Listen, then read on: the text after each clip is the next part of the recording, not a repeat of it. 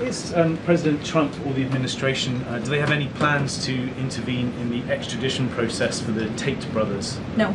We've already answered that question. Reports say the Tate brothers are being left without food at points inside prison right now, and their own lawyer has confirmed they're staring down as much as 100 years in the UK. They threatened him with 100 years in jail. Andrew Tate's lawyer is furious with Donald Trump after the White House press secretary confirmed that Trump won't be stepping in at all to block the extradition. Joe McBride, the attorney handling this, posted that people who speak out against injustice as it's happening often pay a heavy price for doing it. He added that the price of speaking out in this life is nothing compared to the price of staying quiet in the next, and finished with a line about how nothing is louder than the cowardly sound of silence. That's clearly an attempt to pressure Trump, guys, and alongside it he displayed the allegations Trump himself has faced while circulating videos of Tate publicly backing him. Here's what I'd say about posts like that. You want a lawyer who genuinely believes in your case, and McBride has that in enormous supply. But the one thing you really don't want to do is throw around words like cowardly while dragging up Trump's own legal history. You don't want Trump as your enemy. Right now, I think Trump's position is basically neutral. He doesn't especially care, and he'd rather let the legal process run its course. What you absolutely don't want is him flipping to the other side of that, deciding Tate is now the enemy, someone calling him a coward and digging into his past. Trump would go from being the person you assumed was quietly on your side to actively working against you. There's also the Secretary of State, another figure who could make a political call here, and he gave no definitive answer either. Meanwhile, Trump's press secretary said flat out they're not intervening in any way. Be reviewed in that context. Is one of the Tate brothers' lawyers mentioned you by name? I know one of the Tate brothers' lawyers mentioned you by name. Do you have a plan to get involved with the extradition challenge that they have been... Mention me by name? Yes. Oh. Yeah. McBride also posted about how the mainstream media stirs things up, saying they told the secretary that a Tate brothers lawyer had mentioned him by name, clearly implying he'd been name-dropping. What actually happened, according to him, was a question 2 days earlier asking whether the secretary would get involved. The answer was that he's a member of the executive branch, that this is being litigated in Florida's Southern District, that they're confident of winning on the merits, and that the court process needs to play out. His response to the coverage was a simple nice try. On top of that, guys, Tate's lawyer went into detail in an interview about exactly what the UK has planned for the brothers once they arrive. And this is the plan. They get them to the United Kingdom, they threaten them with 100 years in jail, or they say you can have a plea offer for maybe 2 to 5. You'll be out in a year and a half or 2 years. If they take that deal, they lose all their wealth, they lose their reputation, and by the way, the allegations never have to get proven in court because they admit that they're guilty. Governments force pleas from people all the time. That's what they want to do because they're losing the war of public opinion, and they're losing the war in every court where you have a competent judge who actually takes a look at the facts. Moreover, in Romania, they brought about 30 or 31 women in to try to testify against these guys, and they told these women, if you don't assign yourself or become a part of the victim list here, at least initially, we're going to put you in as corroborators. We're going to put you in on this conspiracy. We're going to lock you up and throw away the key if you don't participate. Once those women have been given the chance, they've all spoken out and said, this is bunk, it is garbage, it is a setup. So we've been able to articulate to the court there and to the public that that case was built on fiction. It was built on nothing. So much so that we sued the wrongful accuser who initiated those charges out there in Palm Beach. And we've been litigating a case in Palm Beach for defamation for the past 3 years. That case is 6 months away from going to trial. If we go to trial and we win in that case, the narrative against them is over. It collapses. You can see how passionately this guy defends the Tate brothers. He genuinely believes in them, to the point where he's suggesting Trump will face religious consequences in the afterlife for refusing to help. But there's a practical problem coming, because as a US lawyer, he can't legally represent them once they're extradited to Britain. Whether he stays attached to the team in some capacity remains to be seen, but the Tates will need to bring in UK-based lawyers eventually. Then there's Trump's own history with the Epstein files. He has zero interest in that resurfacing, and even less interest in being accused of defending a man facing charges involving images of children. That's a direct path to more controversy landing on him, so he's simply turned away from the whole thing. And here's what stings for Tate. He supported Trump long before he was famous himself. He's always backed him, and he clearly expected that to be repaid. As one person put it online, Tate spent years bragging about how close he was to the Trump family, and now Trump won't lift a single finger to stop the extradition. Donald Trump Jr. and I speak to each other. When I met Donald Trump Jr., he said, if you're around on these dates, I might be free for half an hour. And I was in Romania. And I flew there, and I spent X amount of thousands of dollars, and it paid off. And I'm very close to the Trump family. I know them well, and I spoke to Barron after the incident, and I look forward to, once I am free, being with Donald Trump in person and reminding him that he's a bulletproof badass. Is President Trump or the administration, do they have any plans to intervene in the extradition process for the Tate brothers? No. His lawyer also shared a quote from Tate about Trump, where Tate said he doesn't just think Trump is being pursued by the Matrix, he knows it, and everyone knows it. He called the charges garbage and the case garbage, arguing they existed for one reason only, to stop Trump taking power. They've also been pushing the idea that AOC, someone who could realistically run in 2028, would become the next president without the manosphere and without Tate. It's an obvious attempt to pressure the Trump family into helping guys, and honestly it isn't going to work. A congresswoman has already put out a statement, so pressure exists on Trump even without him offering Tate any help at all. Her position is that these are serious charges and there should be a full investigation into Tate and his relationship with Trump. So there are people in genuine political power in America already leaning on Trump over this. And it's not only Trump himself, because his family is exposed to that investigation too. The push is to examine Barron Trump and Trump Jr., their situations, and the relationships they've had with Tate, alongside a broader investigation. Having connections to the US president was never a get-out-of-jail-free card in other countries, but you'd think two men in solitary confinement would receive some kind of assistance. His lawyer has spoken about the solitary conditions and how brutal things have become. He said he saw Andrew and Tristan, that Tristan is already down 6 to 8 pounds, and that they wait hours just for a guard to walk past. He described begging for food the night before, being told yes by a guard, and the guard simply never coming back. Then the line that's circulating everywhere, "I'm starving, Joe. Is this America?" We got the report. We saw the video. We saw Andrew wearing that beautiful purple shirt that he had on when the U.S. Marshals walked up towards him. And then all of a sudden, we saw the numbers coming out saying he is facing with 42 new charges himself. Tristan, 17, 59 criminal charges. And we saw that. The question I wanted to ask you is for U.S. Marshals to come. We know Andrew made some strong remarks towards the Governor DeSantis last time he was on with us. And there's not a relationship there. There's not a support there, whether it's the governor or Huthmaier. But and even Huthmaier, I think James Huthmaier made a comment on Twitter about it as well. But this is U.S. Marshals. So for this to happen, is this a federal thing that's working with UK to help get Tate, or is it a state thing? Oh, it's a federal thing. So anytime you have an extradition warrant going to an international country, it's exclusively going to be held within federal jurisdiction. That's just the way it works as a matter of law. Now, typically in these situations, when you have an ongoing relationship, for instance, a year or two ago when the guys first arrived here, there was this big announcement. DeSantis got on stage and talked about Andrew and Tristan as if they were not American citizens. They had egg on their face afterwards. But I reached out to the statewide prosecutor's office. I said, here, I'm available. I've worked with him over time. There was a criminal investigation that we dispensed with. And I said, hey, listen, if you ever get into a situation where you want the guys, or if there's a warrant and they need to surrender themselves, just let me know. Everybody knows. You just come to me, you let me know. They're not running from anything. They're two of the most famous guys in the world. We'll surrender. We'll come in. It'll be nice. It'll be quiet. It'll be easy. So what happened was a dog and pony show. This could have been avoided. They set these guys up to make it look like the worst possible PR stunt in the world. When they were arrested by the marshals, look, the marshals did their job. They were professional. They were courteous. They rolled up on the scene hard body, but that's what they do. They didn't take Andrew and Tristan's phones. They didn't take their electronics. Andrew had $2 million worth of jewelry on his neck. He was able to give it to one of his friends.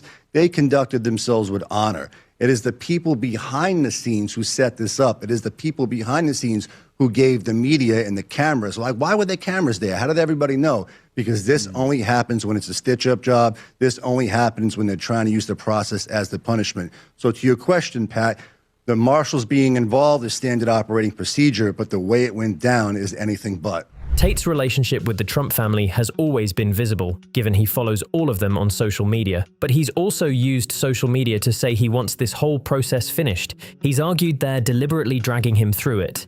He's spent months at points practically begging for extradition to happen, and now that it's arriving, it isn't arriving the way he pictured it, because he's sitting in a prison cell waiting instead. Where will you go next? So after Romania, if the second case is closed, the charges are dismissed, do you have to then go to the UK? It's an interesting legal quagmire because as long as I have a case open within Romania, I do not have to go to the UK as far as I understand it. So if I, for example, had a case open in the UK, sorry, I had a case open in Romania, but my travel ban was removed, I would be able to live free because I don't get extradited because my case is not complete, even though I live as a free man. That may happen. I'm not sure. Where will you go then? Would you return back to Dubai? I would actually probably fly to England. My biggest concern about being extradited is the Wizz Air. I don't want to be on a Wizz Air. It's going to annoy me. So I'd rather take my own plane. I'll take my own jet and I'll fly to England. And I'm not afraid of these cowards. I'm not afraid of these people. I want the world to understand I'm not afraid of jail. I'm not afraid of when I decided to fight the Matrix, and now that everybody is based, now that everybody is telling the truth, now that everybody speaks freely, I feel like partially some people forget the monumental risk my brother and I took telling the truth back when you weren't allowed to tell the truth. This is exactly where people get confused, guys, because Tate has been antagonizing the UK government, daring them to come and get him, saying he'd fly back to England himself. But there's a genuine contradiction sitting underneath that. What he's actually saying is that he'll return to the UK or accept extradition happily, provided he isn't imprisoned first. So the version he wants is being out on the street, staying in hotels, living his normal life, facing his trial, and then going to prison only if he's convicted. What he doesn't want is being remanded beforehand, which is precisely what will happen. Both brothers will arrive as vulnerable prisoners, which means solitary confinement or extremely tough conditions inside a UK prison, the harshest arrangement available there, specifically because of that vulnerable status. They'll be placed on a protected wing, and they could realistically sit there for something like 2 years, which is exactly the outcome they're trying to avoid. We're definitely instrumental in the damage that was done to the censorship sphere. We are a huge part of that. And now we're still suffering the consequence of it. But I just want that to be remembered by people. But truthfully, when we decided to do that, we had already decided there was going to be monumental consequences. We knew we were going to end up in jail or dead.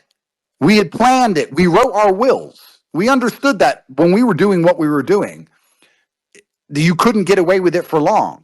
So we've planned for jail for a very long time. Something I've said from the beginning is that this case has become genuinely interesting, and part of why so many people follow it this closely is that he's arguably the most cancelled man alive. X is a platform he still has, but this is a guy who's been cut off from banking, with certain banks refusing to touch him at all. Uber banned his account. Airbnb, a service he claims he wasn't even using, blocked him from setting one up. So we're talking about one of the most comprehensively cancelled people on the planet. Full stop. And without X existing, there's a real chance nobody would have heard a word from him over the past couple of years. When I opened my phone, it said, your Apple ID is signed out. Well, that's weird. Okay. Went to click Twitter. Your Twitter's signed out. Clicked WhatsApp. Your WhatsApp's been deleted. Clicked Instagram. Of course, signed out. Clicked Gmail. Signed out. They pressed a button, Jack, and wiped every single thing from my phone. The Apple ID itself, so I couldn't download apps, and every single application was logged out. Uber, Airbnb, Skype, any app on my phone, all of them were gone. Coinbase? Everything. Every single app. All of my bank accounts, Coinbase. I had a NatWest and a HSBC bank in England. They seized all that money. Talk about that soon. Everything was frozen. Everything was gone. My entire phone just became a brick. Obviously, we stay unbiased here and give you both sides. Plenty of people say he's done disturbing things and that it needs proper investigation, and that's completely true. He deserves to go to trial and answer for all of it in court. But the counterpoint his supporters raise is that there are people in the world who faced far less cancellation than Tate and were convicted anyway. That's why the Hugh Edwards comparison keeps coming up in the UK. He had images of children on his phone, the same category of charge Tate now faces, and supporters argue he walked away with barely a slap on the wrist. Are you still with the BBC, Mircea? Yes, I am. I have a question for you about this man. He's one of your colleagues. He was caught sending child porn to children. Do you know him? Did you work with this man? Why are you deflecting? Did you work with this man? Andrew? No, it's very important because I'm actually the journalist. I'm the journalist here because I get more views than the BBC. This man was a pedophile. He worked for the BBC. Was he a colleague of yours? Was this guy a colleague of yours, Mircea? Because he worked for the BBC. Your brother question. He was sending this image to children who are under 14. Tristan. He got 0 jail time.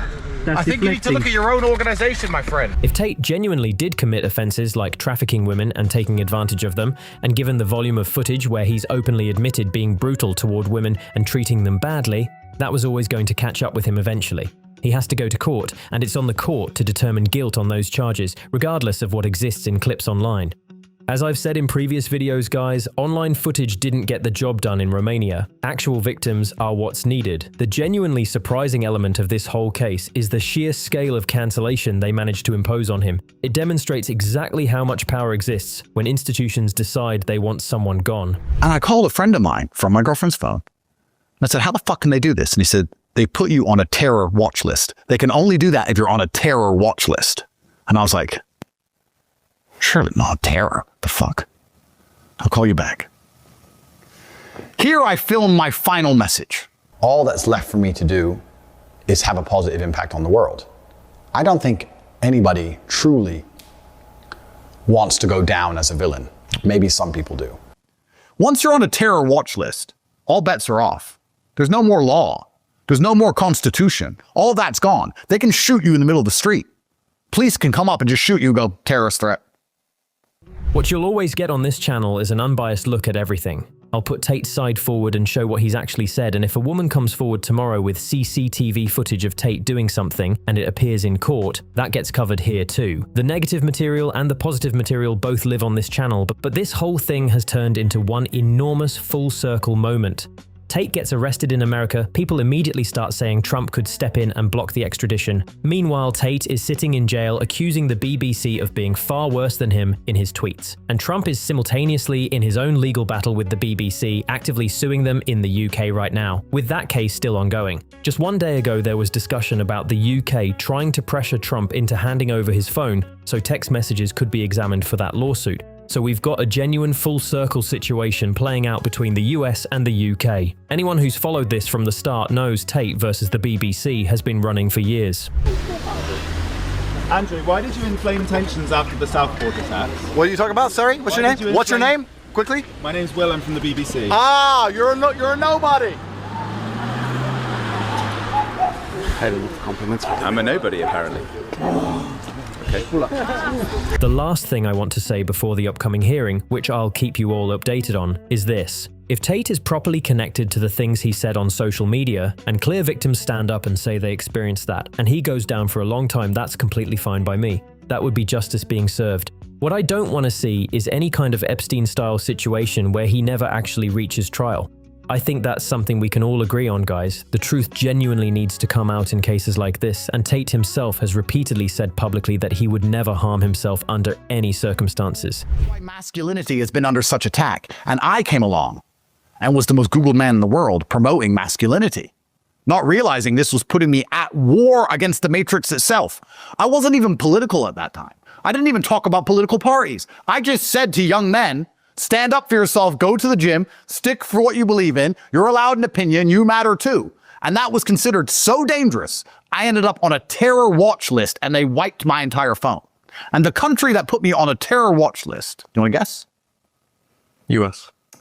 Incorrect, sir. England. Great Britain put me on a terror watch list. The Foreign Office, in the paperwork I later saw, which they wrote to the Romanians, said, he is an unchecked source of influence. And they believed I was going to cause a revolution. One thing that's certain is that Tate spent a large portion of his childhood in the UK, and he's going to end up back there. It'll be surreal watching it actually happen if extradition goes through, and I'll keep you posted on that hearing.